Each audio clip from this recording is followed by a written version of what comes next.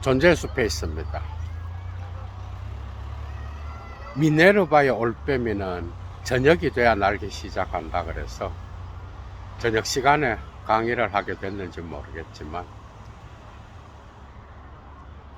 예도는 지금까지 해겔에 대한 강의를 체계적으로 그래도 많이 해왔다고 생각합니다.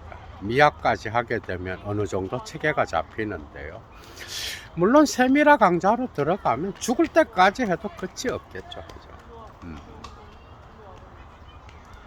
정신현상학 서문 1차 자료 독일어로 읽으면서 코멘터리를 단 강의들이 23개에 모여 있고, 정신현상학 서문 철학 원서강동 읽기, 그 다음에 재생 목록에 또 해겔이라고 하는 제목으로 강의가 13개 모여 있어.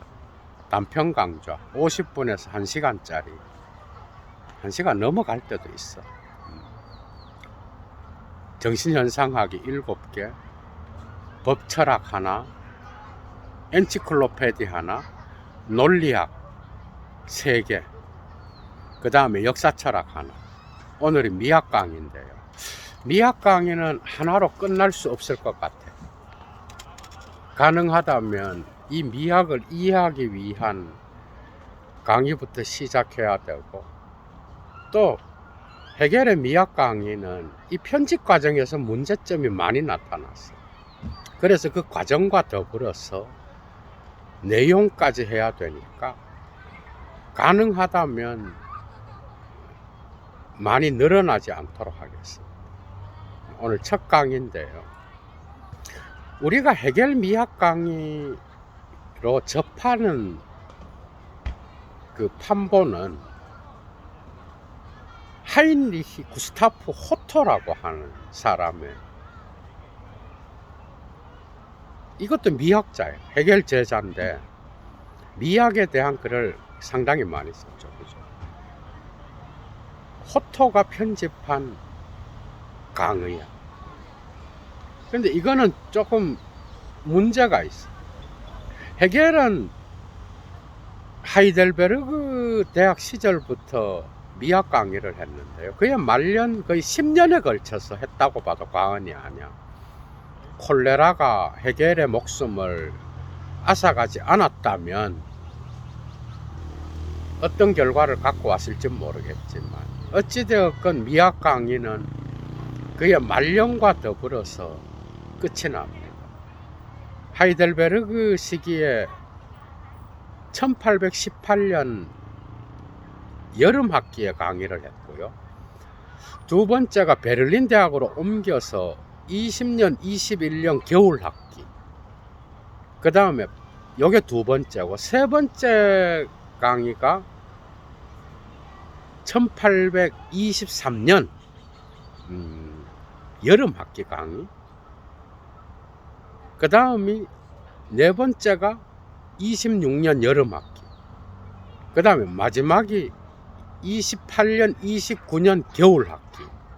이렇게 5차례에 걸쳐서 강의를 했는데, 하이델베르그 시절의 강의는 노트도 없어요. 그래서 여기에 대한 강의는 찾아볼 수가 없고, 호토가 편집한 강의도 20년, 21년 베를린 대학교 첫 강의는 빠져 있어요. 그러니까 호토는 23년, 26년, 28, 9년도, 그죠? 겨울 학기. 그걸 모아서 이제 편집을 했는데, 해겔이 죽고 나서 4년 뒤에 35년도에 편집을 했어요. 그래서 정신현상학과 호토가 편집한 해겔 강의의 문체는 천지차이입니다. 정신현상학 읽다가 그거 읽으면 뭔가 엉성하고 문체도 상당히 간략해. 게임이 안 될 정도야. 정신현상학이나 논리학이나 이런 체계적으로 해겔이 썼던 강의들하고는 이게 차이가 너무 많이 나는 목차만 봐도 뭔가 엉성하게 나타나. 그죠? 그래도 해겔이 했던 강의를 체계적으로 묶어 놓은 게 그래도 호토판. 그런데 이제 호토가 이걸 편집하면서 자기가 미학자니까 해겔의 강의를 조금 더 체계적이고 통일적으로 만들어 가기 위하여 해겔의 의도를 뭔가 좀 왜곡시켰다, 이런 비판을 받게 되죠. 그래서 그런지 몰라도 다른 노트들, 해겔이 베를린 시절에 했던 네 차례의 강의는 다른 학생들의 노트도 남아있거든요. 그래서 예를 들면 20년, 21년 강의는 어떤 아주 중요한 호토 못지않게, 호토는 포함시키지 않았던 그런 거죠. 그죠? 그러니까 그 사람의 어떤 것을 토대로 해서 1995년부터 그 시기에 강의별로 다시 출간되고 있어.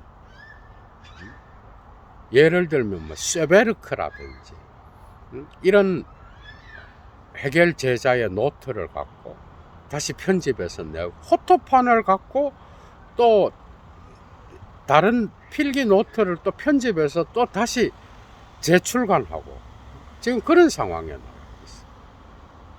그러니까 우리가 해겔 미학 강의 하면은 주로 호토판을 이야기하는 거야. 세 권으로 나오는 폴레중엔 위벌 에스테틱이죠. 그런데 이 미학 강의, 미학이라는 말을 해겔은 에스테틱으로 쓰기도 하지만은 디 필로소피 데얼 쿤스트라고 쓰기도 해. 예술 철학이라고 하기도 해. 그래서 1995년부터 2000년 초반까지 나온 최근의 해겔 미학 강좌, 다른 노트들과 호토의 노트들과 책들을 함께 비교해 가면서 비교적 정교하게 나온 새로 편집된 강좌들의 제목도 어떨 때는 에스테틱, 어떨 때는 디 필로소피 데얼 쿤스트, 이런 걸 같이 써. 그러니까 그게 벌써 이미 이런 혼돈은 뭐야? 어떻게 보면은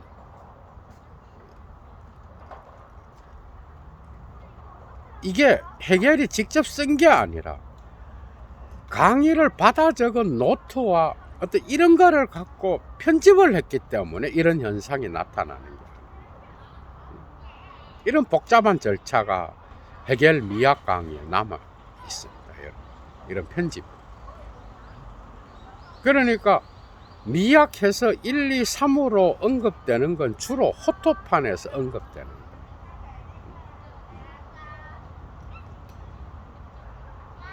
해겔은 아름다운 것을 어떻게 표현해요? 아름답다라는 게 뭐예요?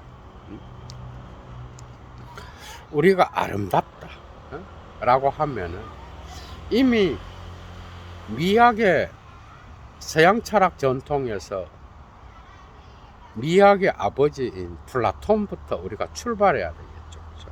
해겔 역시도 플라톤과의 차이를 두면서 자기 자신만의 미학을 형성하기 때문에 이 미학을 이해하는 데 있어서 플라톤은 아주 중요한,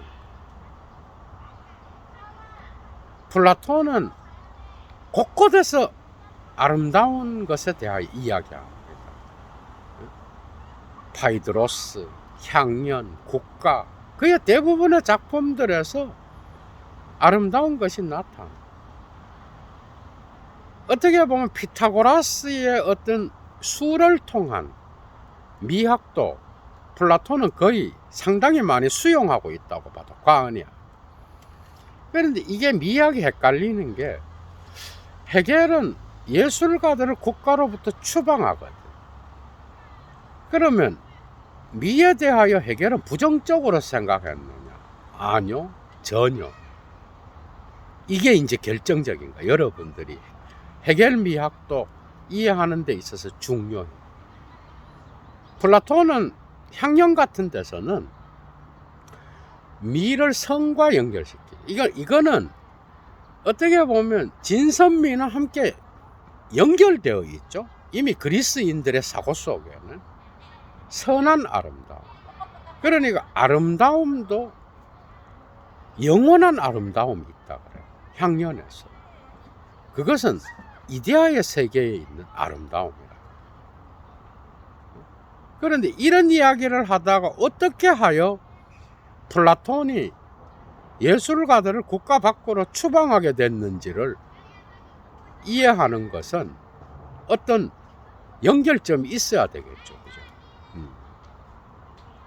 그죠? 여러분들의 이해가 아주 중요한 거죠. 이데아의 세계의 아름다움은 영원한 것이에요. 생성과 소멸이 없고 또 어떤 시간의 변화에도 구속되지 않는, 그러나 영원한 선의 이데아와 같이 아름다운 선이 있다라고 이야기합니다. 그런데 이런 이야기를 하다가 어떻게 하여 예술가들을 추방하는 데까지 이르는지, 이 과정이 중요하겠죠.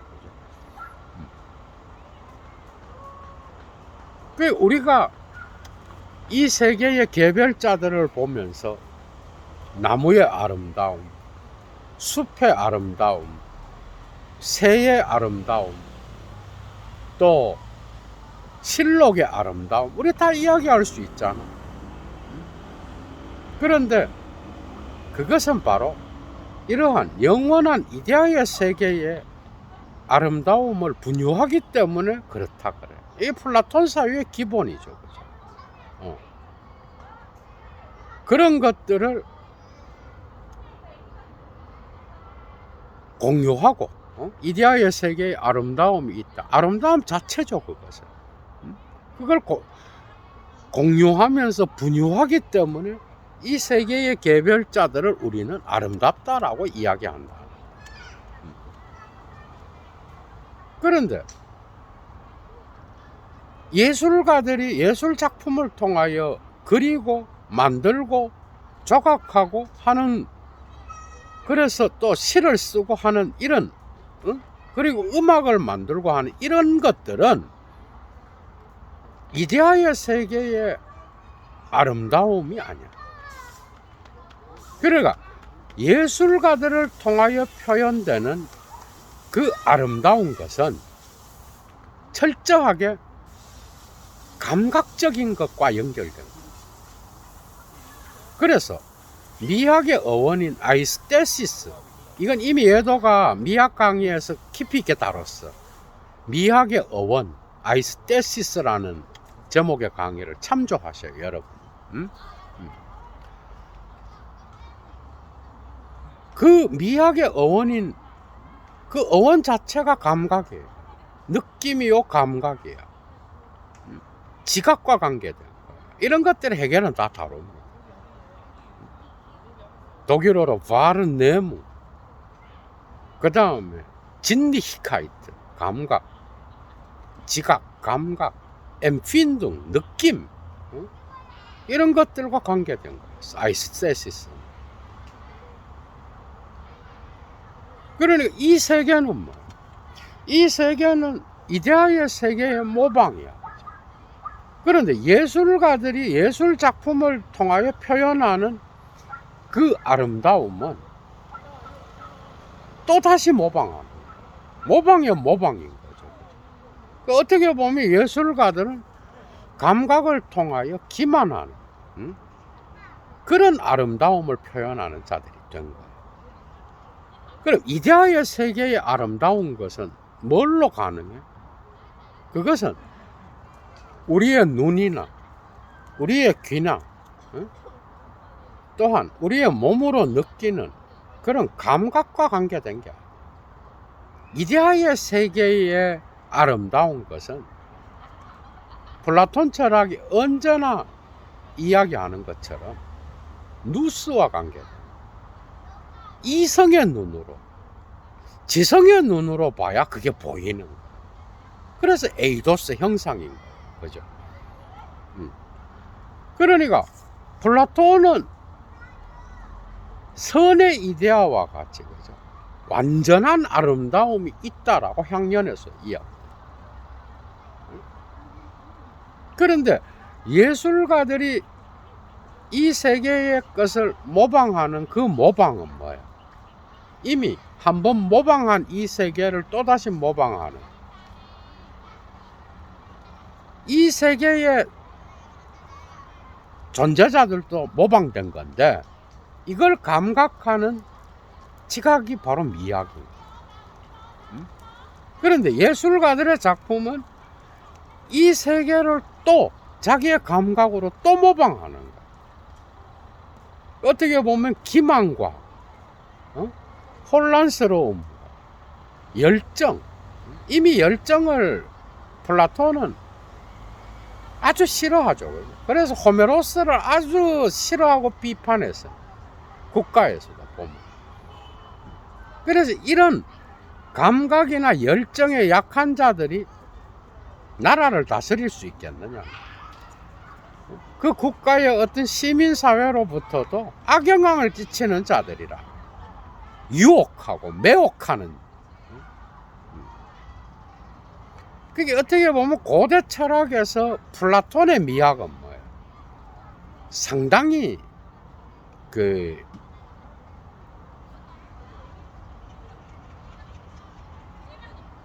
주관적이라기보다는 이데아의 세계에 모든 인간들이 다 볼 수 있는 어떤 보편적인 미를 이야기한 거예요, 플라톤은.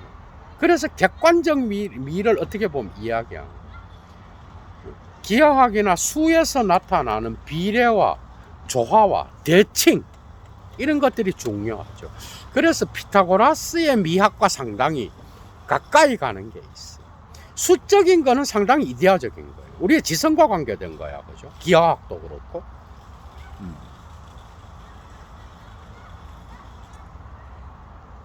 그래서 어떻게 보면 자연과학자들도 플라톤의 이데아의 세계를 연구하는 자들입니다. 어느 면에서 보면 이해가 되죠. 그렇게 하다가 화가가 이 세계의 자연의 아름다움을 또 모방해서 그림을 그려. 또한 음악가들은 음악을 통하여 감각적인 것들을 강화시키고, 시인들도 글로서 어떤 인간의 감성과 느낌과 충동과 이런 무의식적인 것들을 자극하는 그런 글을 쓴다는 거예요. 이런 것들은 다 이성이나 지성과 멀리 떨어진 거예요. 그렇죠? 그래서 국가 밖으로 추방하게 된 거예요. 그러니까 플라톤도 미를 이야기하는데 그 아름다움은, 이데아의 세계의 아름다움은 긍정적인 거예요. 플라톤적 아름다움이겠죠, 그죠? 플라톤 미학이겠죠. 그런데 이러한 이데아의 세계의 아름다운 것은 예술가랑 관계가 없어요. 여기서 헷갈릴 수 있다는 거예요, 여러분. 예술가들과 관계된 그 미는 모방의 모방으로서 건축, 화단 가꾸기, 뭐 이런 걸 다 예술이라 그랬거든. 음악, 시, 회화, 조각, 이런 것들이 다 들어가는 거예요. 그래서 플라톤은 이 독일어, 영어, 불어의 어원학, 이 라틴어랑 같이 가겠죠, 다. 이 서양 언어 전통의 전체의 미학의 어원학이 바로 감각의 뜻을 갖고 있다. 그죠? 이런 이야기들이 숨어 있는. 그런데 헤겔은 예술가들의 예술 작품을 그렇게 보지 않았어. 예술미도 그렇게 보지 않았어. 헤겔과 플라톤의 차이는 여기에 있는 거야. 오히려 헤겔의 철학에서 아름다운 것은 절대자의 이념을 감각할 수 있는 형식인 거야. 여기서 결정적인 차이가 나. 이걸 알아야 되는 거야, 여러분. 헤겔은 미학에서도 절대자가 매우 중요해. 헤겔은 자기 친구 헬더린이 헤겔에 대하여 죽을 때 묘사한 것처럼, 헤겔이 누구냐? 헬더린이 뭐라 그랬는지 알아? 다스 아프졸루테, 절대자, 이런 말했어. 여기에 대해서도 나중에 예도가 강의를 할 거야. 재밌죠, 그죠? 절대자라 그랬어. 헤겔은 미학에서도 절대자의 개념을 빼면은 미학이 성립이 안 돼. 절대자의 이념을 또는 진리를 감각할 수 있는 형식이 예술이야. 그러니까 플라톤과는 수준이 다른 거야. 예술가의 예술 작품의 형식을 통하여 우리는 어떻게 보면 절대자의 이념과, 이념의 최고 이념이 자유잖아, 그죠? 응? 절대자의 이념의 진리를 감각할 수 있는 거야. 그래서 예술가들의 예술 작품, 예술미는, 그죠? 헤겔의 철학에서는 상당히 플라톤과는 다르게 높은 자리를 차지하고 있어. 이걸 알아야 되는 거야, 여러분. 이런 차이를 모르고는 여러분들이 헤겔을 결코 이해할 수 없어. 그러니까 헤겔의 미학을 이해하려고 해도 절대자가 중요해요. 이것은 정신현상학에 나와 있어요, 여러분. 쿤스트, 예술은, 그죠? 주관정신에 속하는 것도 아니고 객관정신도 아니야. 이 둘을 통합한 절대정신의 첫 번째 계기에 들어가 있어, 정신현상학에서. 이런 기본적인 걸 알아야 여러분들이 미학을 이해할 수 있어요. 오늘 이 강의도 예도만의 클래스가 나타날 거예요.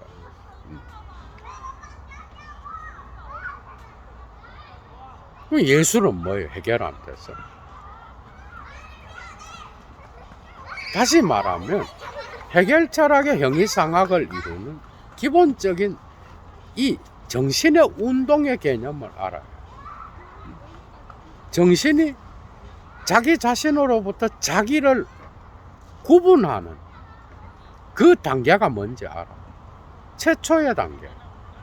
원래 신으로서의 이 절대정신은 자기 자신 안에서 자기와 함께 있었어. 그런데 자기 바깥으로 자기를 외화시키면서 자기 자신을 자기 자신이 아닌 것과 구분해 운털샤이둥한다고. 이게 중요한 거예요, 헤겔 철학에서. 운털샤이둥 할 때에 그때 나타나는 게 바로 자연 개념. 자기와 자기 자신을 외화시켜서 구분할 때 최초의 타자로서 나타나는 게 자연이야. 그래서 헤겔도 미학에서 자연미와 예술미를 언급하죠. Das Naturschöne, Das Kunstschöne 구분합니다. 호토판 미학 1권에서 이야기해요. 결정적으로 중요한 거야. 자기를 구별하는데 이 자연의 어떤 물질적인 것과 자기 자신을 구분해. 정신 중에 정신이 절대정신이잖아. 절대자잖아. 그죠? 구분하는데 이것은 인간의 이성과 결합돼. 여러분들이 잘 알듯이.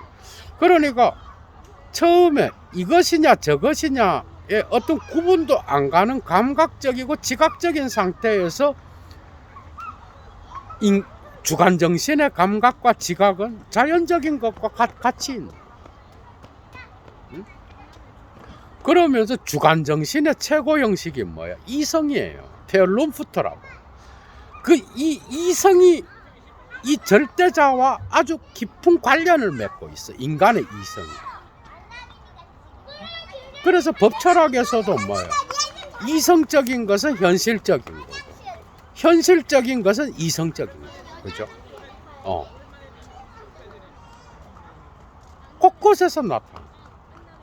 그러니까 이성을 통하여 절대정신은 자기의 어떤 목적을 향하여, 그죠? 변증법적 운동을 통하여 나아가는 거 아니야? 그러면서 자기의 정신의 어떤 충만함이 주관정신에서 최고의 형식으로 나타난 게 이성이에요. 그 다음에 이것이 객관화된 것이 법, 그 다음에 인륜, 도덕, 사회, 국가 이런 거예요. 그리고 나서 이걸 지나야 예술이 나와. 그러니까 해겔의 철학에서 이미 19세기 초반에 출간된 이 정신현상학에서도 예술은 상당히 높은 위치에 있어. 프랑스에서만 그런 게 아니에요. 그러니까 서구 문화에서 이런 철학을 통하여 우리가 배울 수 있는 거는 예술의 형식이 상당히, 그죠? 고차원적인 변증법적 운동에 속한다라는. 그러니까 이런 주관정신과 객관정신을 지나서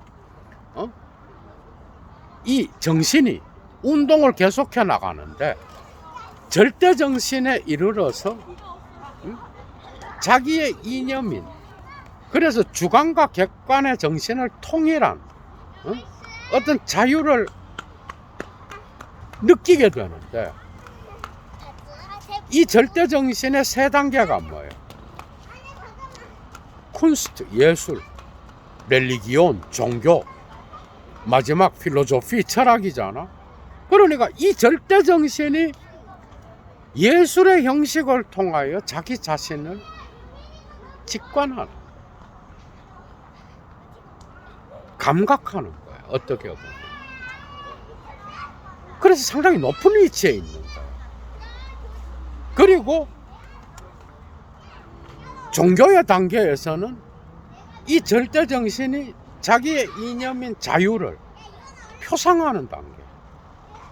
그리고 철학의 단계가 마지막인데 이게 절대지야. 이 단계에 이르게 되면 이 자유가 완전히 개념으로서 파악하게 되고, 이 파악을 통하여 절대정신은 자기 자신의 종착지에 도달하는 거야. 이것과 더불어서 존재와 인식의 일치가 나타나는 그 단계가 일어나. 그러니까 정신현상학의 절대정신의 어떤 예술과 종교와 철학이 나타나는 거기에서도 변증법적 운동의 인식론을 보게 되면은 예술의 단계는 뭐예요? 주프젝트, 주체와 오브젝트, 객체가 분리된 상태예요. 그죠? 그 분리된 상태를 통하여서 비로소 절대정신은 자기 자신의 이념의 어떤 진리를, 그죠? 파악하고 감각할 수 있는. 그러니까 주객이 분리된 상태가 예술의 형태인 거야. 그죠? 그런데 종교로 넘어오게 되면은 이 주객 분리가, 이 객체가 이제는 주체 안으로 조금 들어온 거야. 표상이 됐으니까. 그리고 개념의 단계, 철학의 단계가 되면은 종교를 거쳐서 이 객체가 주체와 완전히 일치하는 단계. 하나가 된 거야. 내면 안에서. 그런 차이가 있는 거야. 그러니까 예술은 뭐야? 예술은 플라톤한테서와 같이 모방이야 모방이 아니야. 절대자의 이념인 진리, 자유, 이것이 예술 형식을 통하여 감각되는 신적인 것과 관계되는 거.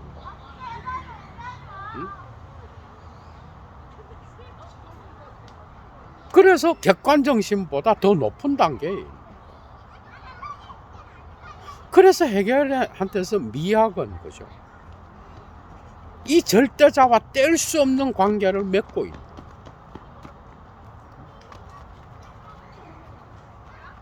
그래서 중요한 건 이 세계의 절대자가 자기 자신으로부터 자기를 구별하면서 자연적인 것과 자기를 구별하고, 그죠? 주관정신 안에서 이성적인 것과 결합되었다가도 얼마나 많은 부정성이 나타나. 이질적인 것, 자기와 다른 것을 포괄해 가면서 역사의 운동을 펼쳐나가잖아. 그래서 모순과 대립의 어떤 부정적인 이질적인 것들이 미학 안에서도 곳곳에서도 나타나. 심지어 아름다운 것만을 절대자의 이념은 포괄하는 게 아니야. 미학에서도 헤슬리히. 그러니까 아름다운 것의 반대인 흉측스러운 것까지도 포괄하는 단계가 나타나. 그러니까 절대자는 무한자로서 유한자와 만나자 말자 뭐야? 부정성과 모순과 대립과 불화와 알력이 나타나는 그런 부정성을 자기 안에 포괄할 수밖에 없는 그런 고통의 시간이 나타나. 헤겔의 미학한테서도 이런 게 표현되고 있어요, 여러분. 그래서 헤겔 미학의 주제는 뭐야? 레벤, 생명, 레벤디히카이트, 생명력이 쏙쏙 들어오죠. 이 강의 듣고 여러분들이 미학책 잡으면 쏙쏙 들어올 겁니다. 이런 기본적인 헤겔의 철학을 여러분들이 인지하고 있어야 미학을 이해할 수 있다.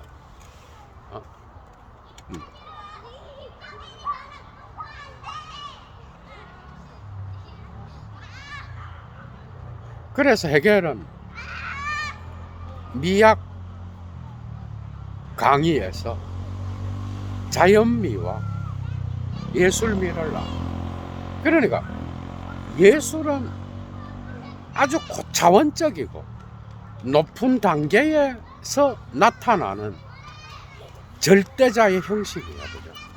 정신현상학에서. 그러니까 이런 기본적인 걸 갖고 여러분들이 들어가. 자연미는 뭐예요, 여러분? 자연미는 다른 게 아니라 자연의 상태에서 나타나는 감각적 진료를 통하여 드러나는 어떤 추상적인 형식이야. 이 자연미를 통하여 칸트는 뭐예요? 판단력 비판에서 숭고미도 함께 이야기하잖아. 거기서 수학적인 걸 이야기해요. 그런데 헤겔은 이것을 숭고미를 어디서 이야기하는지 알아요? 상징적 예술 형식에서 이야기.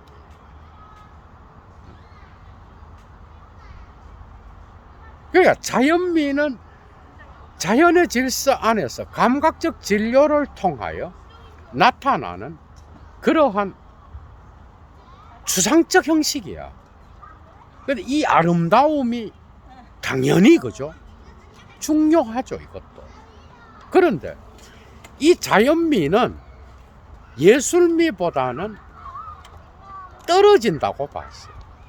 이것은 절대자의 이념을 이상을 나타낼 수 있는 그런 미가 아니야, 자연미는. 결정적인 차이는 거기서 나오는 거야. 자연미 안에서도 우리는 어떤 아름다움의 특정한 형식을 우리는 볼 수 있어. 아름다움이 없다는 게 아니야, 헤겔한테서도. 그런데 헤겔의 철학에서 중요한 어떤 절대자의 이념, 진리, 이런 것들이 오로지 예술미를 통하여 나타나. 그래서 자연미 안에는 어떤 이상이나 목적이나 이데알, 이게 없어요. 플라톤의 이데아적인 게 안 나타난다고.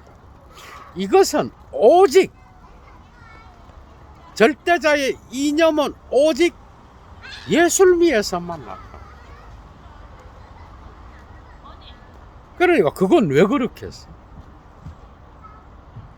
자연미는 헤겔의 변증법적 운동에서, 이건 뭐 논리학, 엔치클로페디, 뭐 정신현상학 전부 다 해서 자연은 뭐야? 변증법적 운동의 초기 단계예요. 그죠? 그래서 자연미는 단지 추상적 형식에 머무는 거야. 이거는 어떤 플라톤에게서와 같이 이데아의 이념에서 나타나는 선의 아름다움, 아름다움 자체, 아름다운 성과 같은 그런 개념이 아닌 거야. 자연미는 단지 자연의 아름다움 안에서 우리는 그 감각적 진료를 통하여 추상적인 어떤 형식을 끌어낼 수는 있어. 그걸 볼 수도 있고. 그래서 그 자연을 통하여 우리는 아름답다고 그래. 그러나 여기에는 절대자의 이념의 이상까지 나타나고 올라가는 건 아니야. 끌어올려지는 건 아니야. 그래서 호토판 미학 제1권 에스테틱 1권에서 그죠, 헤겔은 이 자연미에 대비하여 예술미의 어떤 이상을 이야기해.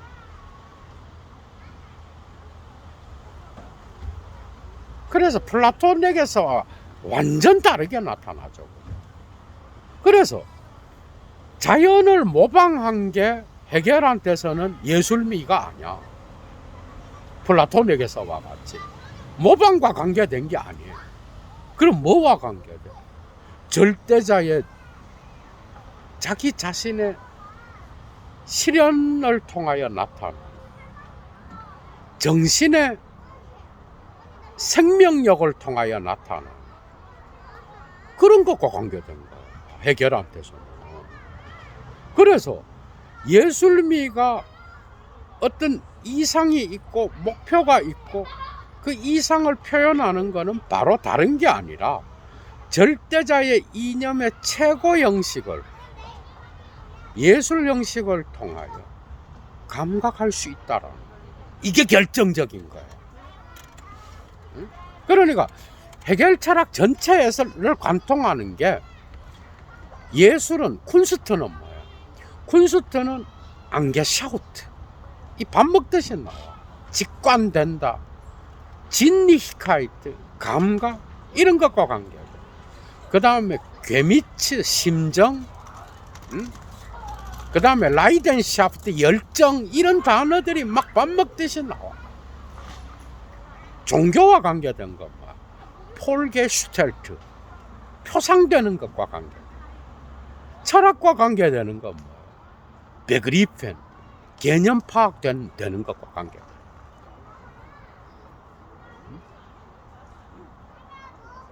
그래서 예술미가 자연미보다 훨씬 더 높이 평가되는 것은 헤겔한테서 다른 게 아니라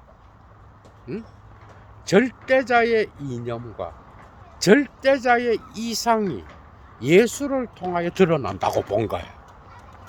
아, 정말 이게 중요합니다, 여러분.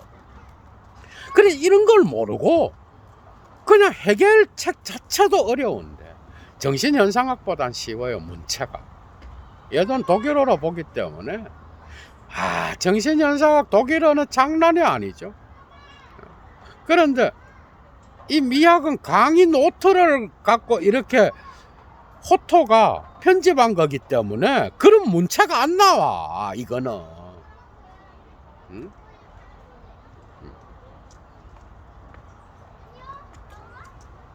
그래서 헤겔은 제1권에서 자연미보다 예술미를 보죠. 높이 평가.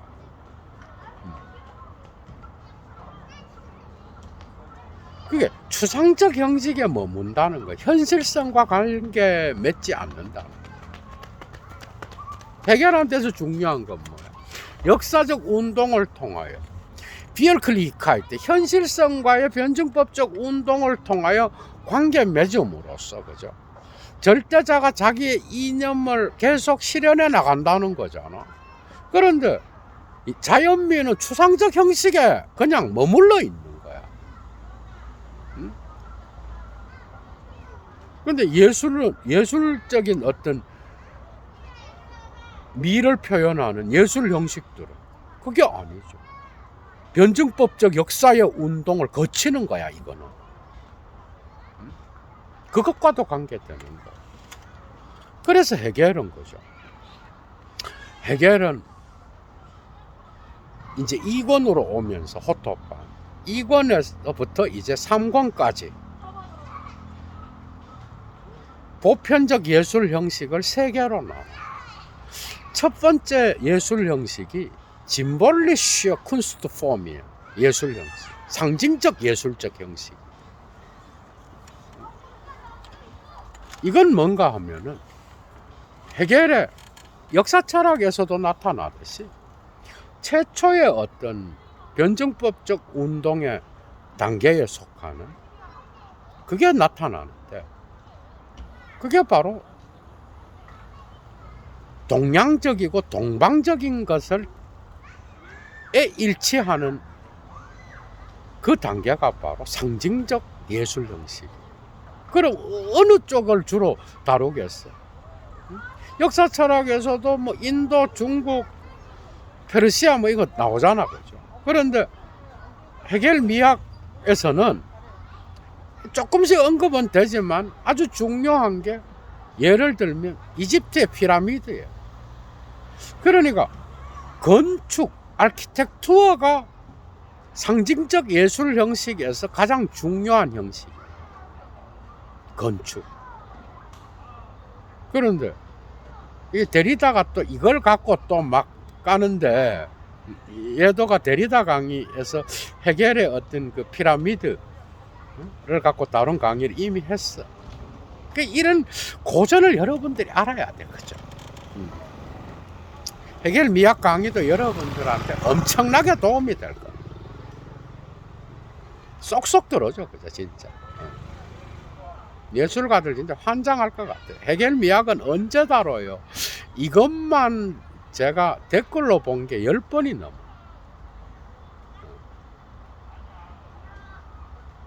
그런데 할 강의가 하도 많아서 판단력 비판은 벌써 2년 전에 다뤄놨죠, 헤겔, 칸트에.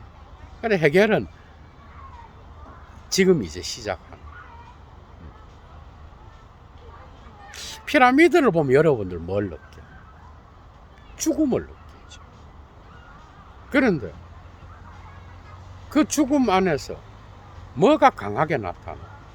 정신보다는 물질의 요소가 강하게 나타나. 그래서 정신이 자기의 형태를 찾지 못한 단계가 바로 뭐예요? 상징예술의 특징인 거예요. 그래서 신전이라든지 동방에 페르시아나 뭐 이집트나 이 동양 쪽의 어떤 그 건축술을 보면은 신적인 신전은 아주 강하게 나타나는데 신의 정신을 제대로 표현하지 못한 것. 이 가장 큰 특징인 거예요. 그래서 예술이 뭐예요? 자기의 어떤 내용을 갖고 아직 형태를 찾지 못한 거예요. 다시 말하면 정신이 어떤 물질과의 모순을 통하여 뭔가 조화가 나타나지 않는 그런 상태입니다. 그러니까 헤겔 미학의 이 보편적 특징의 세 가지를 표현할 때 여러분들이 개념을 잡아야 되는 게 또 있어. 그게 뭔지 알아? 첫 번째가 예도가 금방 한 것처럼 가이스트, 정신과 마테리알, 물질이야. 여기에 상응하여 인할트, 내용과 그 다음에 게슈탈트, 형태야. 그러니까 정신은 뭐야? 예술의 내용을 채우는 거겠죠. 그죠? 해결한 뜻은. 그런데 형태는 뭐? 형태는 예술 형식에 들어가는 거겠죠. 그러니까 내용과 형태가 일치하지 않는 단계가 바로 상징적 예술 형식의 단계예요. 그러니까 동방 종교에 속하는 이집트나 페르시아나 인도나 중국, 여기서는 뭔가 아직까지 물질의 어떤 물질성이 아주 강해서 정신이 죽은 상태예요. 어떻게 보면. 그러니까 정신이 자기 내용을 갖고 아직 형태를 발견하지 못한 단계. 재미있죠, 그죠? 두 번째가 바로 클라시슈의 쿤스트 폼. 이건 뭐겠어? 고전적 예술 형식. 당연히 고전주의니까 어디겠어? 그리스 로마의 예술 형식이지. 이것을 대표하는 예술의 장르가 뭔가 하면 플라스틱, 조형 예술인데, 이것을 대표하는 예술의 어떤 특징은 스쿨프투얼, 조각이야. 그러니까 그리스 예술에서 이 조각이 중요한데, 여기에서 비로소 고전적 예술 형식에서 비로소 예술은 정점에 도달해. 그리고 완전한 내용과 형태의 완전한 통일이 일어나고 정신이 자기 자신의 완전한 표현을 위한 물질성을 획득한 상태. 그러니까 완전한 통일과 완전한 조화를 통하여 예술이 완성된 단계가 바로 고전적 예술 형식의 단계. 그리스 로마의 어떤 예술의 상태죠. 이것의 가장 큰 특징은 신적인 것이 인간적인 것이 돼서 완전한 하나로서 통일성을 이루면서 어떤 정신의 자기 표현이 가장 완벽하게 나타난 게 바로 그리스와 로마의 조각이라는, 조형예술이라는, 통일이 완전히 일어난 상태인 거야. 고전적인 예술 형식. 그 다음에 마지막 단계가 뭐예요? 마지막 단계가 바로 그리스도교적인 예술 형식의 단계인데, 이걸 다른 말로 로만티슈 쿤스트 폼이라 그래, 독일어로. 그러니까 이것은 다른 게 아니라 낭만적 예술 형식이에요. 이게 그리스도교와 관계되며 어떤 헤겔 시대에 19세기 초반까지의 어떤 사회 현상과 더불어서 나타나는 예술까지 다 포괄하는 거예요. 여기서의 단계는 정신이 자기 자신의 어떤 생명력을 너무 강하게 표현하는 바람에 어떤 내용이 형식을 파괴하고 정신이 물질성을 파괴한 그런 상태. 어떻게 보면 해체의 단계인 거예요. 그래서 자기 자신 안에서 정신이 완벽하게 다양한 예술 형식을 취하면서 어떤 형식에 구애되지 않고 그 형식을 파괴하면서 자기 자신을 충만하게 보존하고 자기의 정신성을 가장 완벽하게 포괄시킨 거예요. 그리고 이 단계는 해체의 단계인 거예요. 그러니까 어떻게 보면 해겔의 다른 어떤 철학의 그죠? 정반합에 맞지 않는 게 바로 미학이야. 그러니까 동방적인 것에 속하는 예술 형식인 상징적 예술은 뭐예요? 어떤 정신과 물질의 불일치, 내용과 형태의 불일치를 통하여 나타나는 그런 형식이잖아. 그런데 그리스 로마의 어떤 예술 형식을 표현하는 거죠. 그것은 뭐야? 그것은 다른 게 아니라 내용과 형식이 조화를 이루고 있으며 일치를 하고 있다는 거잖아. 그래서 예술이 정점에 도달한 거야. 그래서 인간적인 것과 신적인 것, 신적인 것이 인간적인 것을 통하여 완전한 통일을 이루고 조화를 이룬 상태인 거야. 그죠? 예술의 완성, 통일인 거죠. 그죠? 그 다음 세 번째가 기독교적 시기인데, 여기에서 정신이 자기 자신을 너무 표현하다 보니 형식이 다 무너진 거예요. 그래서 이 시기에 가장 중요한 예술 양식들은 바로 어떻게 보면은 첫째가 말러라이, 회화야, 그림이에요. 두 번째가 무직, 음악이요. 세 번째가 포에지, 시야. 그러니까 이런 형식들을 통하여 정신은 자기 자신의 정신성을 더 완벽하게 표현한다고 본 거예요. 그러니까 이 마지막 시기에 나타나는 낭만적, 정신이 자기의 충만함을 드러내는 낭만적 예술 형식에서는 오히려 예술이 어떤 형태로부터 벗어나서 해체 단계를 갖고 온다고 본 거예요. 그러니까 어떻게 되는 거야? 이것은 정반합과 같은 형태를 취하는 게 아니고 뭐야? 정반합이 아니라 첫째, 독일어로 표현하면은 뭐 어떤 것을 얻으려고 애쓰는 거야.